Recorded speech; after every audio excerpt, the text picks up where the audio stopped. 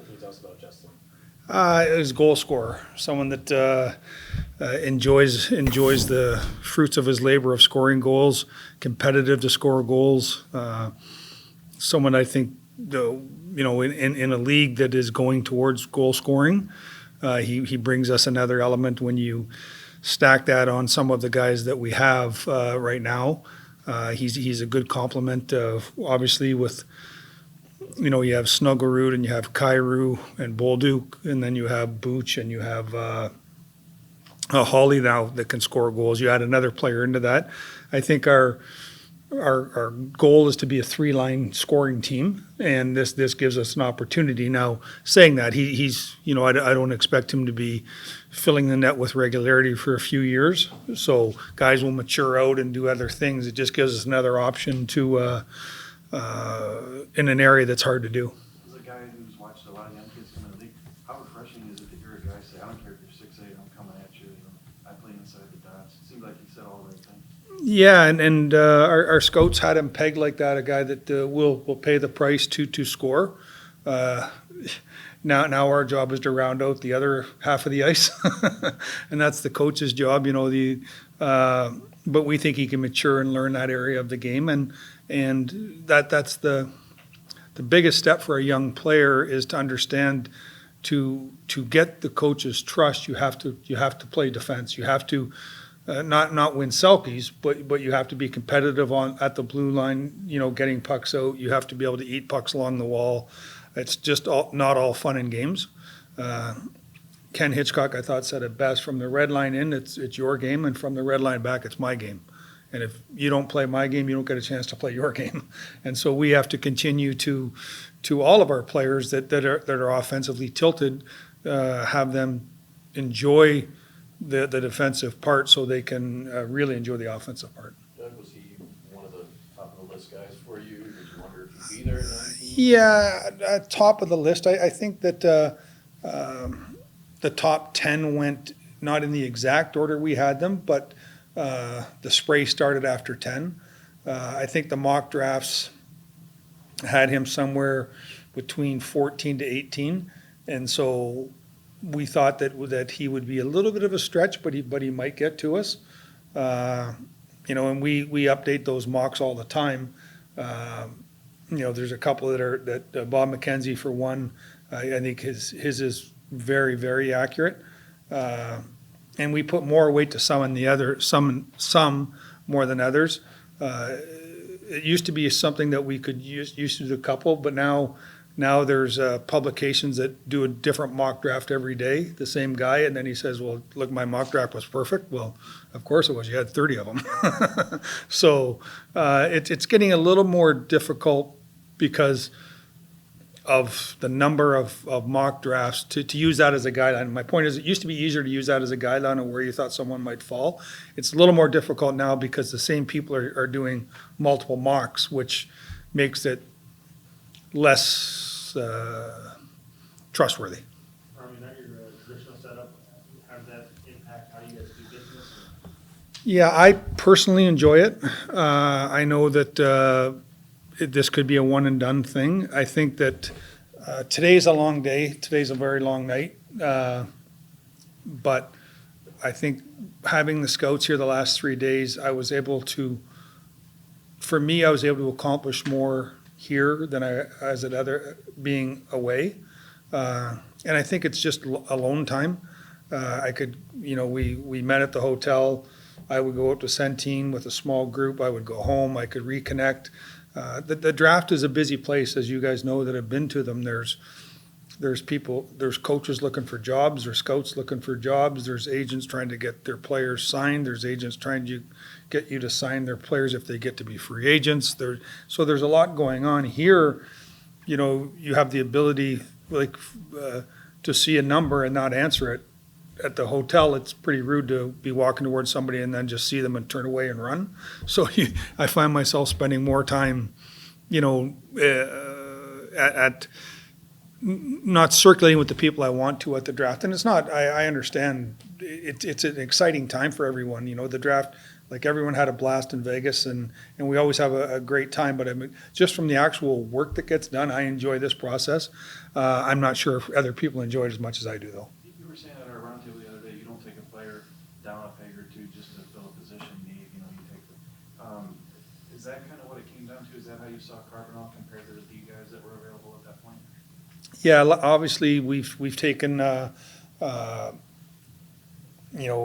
D, well, what, three Ds last year.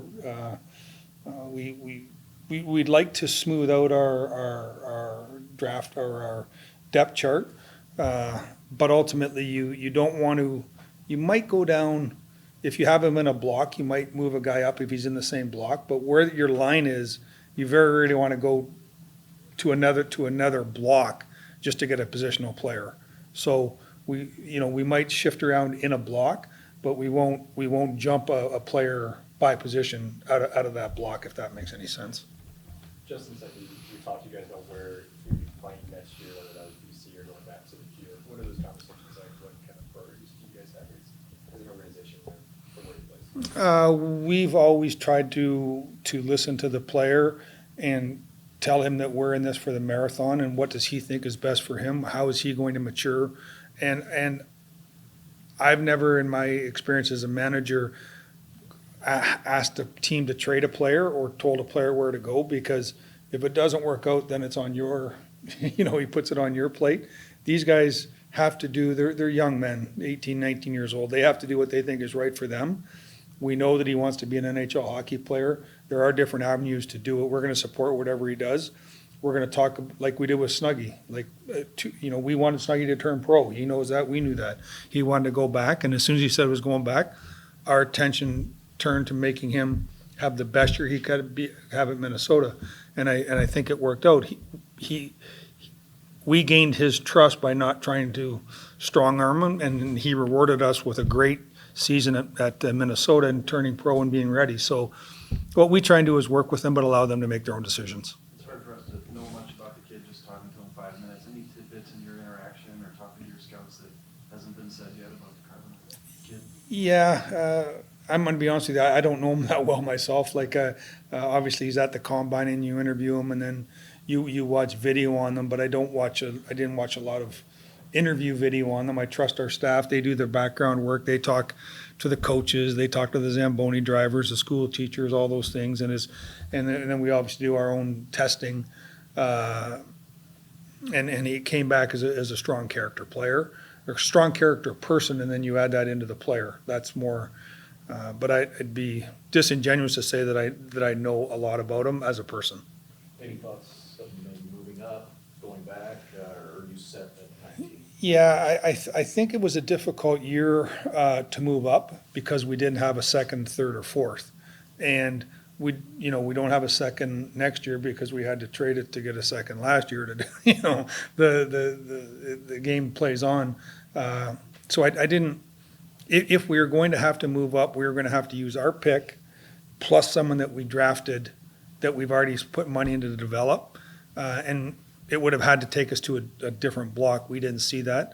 Now we did talk to a couple of teams that if a player in our block wasn't there, and Carbo was the last player in our block, if he wasn't there, we would have considered moving back, but only a couple of slots, because as the blocks get smaller and smaller, or they get bigger and bigger. When you're looking at 19, we felt there might have been. We couldn't have gone past. We couldn't have gone to 27 or 28.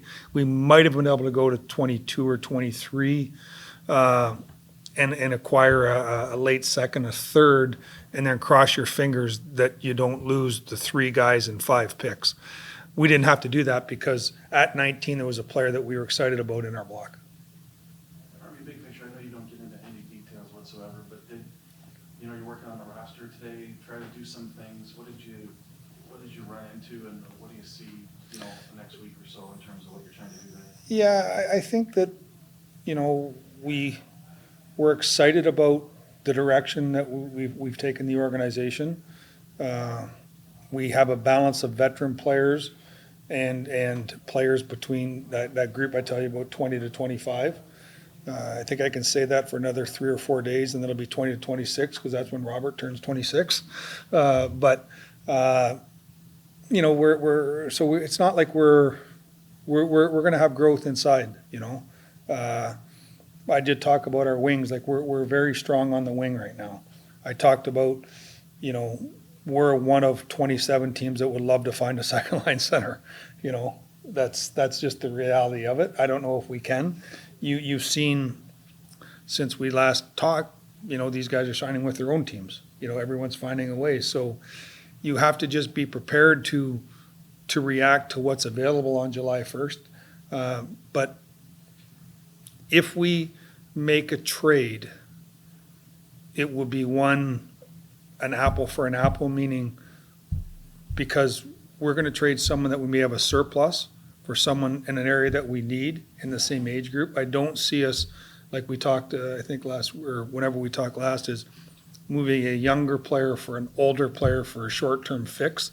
That isn't where we're at in our maturation. Figures we might be able to rise up. Well, I think that we had a great final push there with our center ice the way it was. I think Dvorsky is coming, you know, how quickly can he get here? But, you know, that Shen, Holloway, Kyrie line was very good, and then Snuggie comes in, and that's something that we added at the end. If you put him with Thomas and Booch, you know, you're set there. Like, it's, you know, Shenner's not getting younger. He can do the job. If we could support him, that would be great. But you know, he can do the job. And again, that's not it. Just if we could add another layer of people in there. But I said I think it's easier to say than to do when you look at the number of teams trying to accomplish that.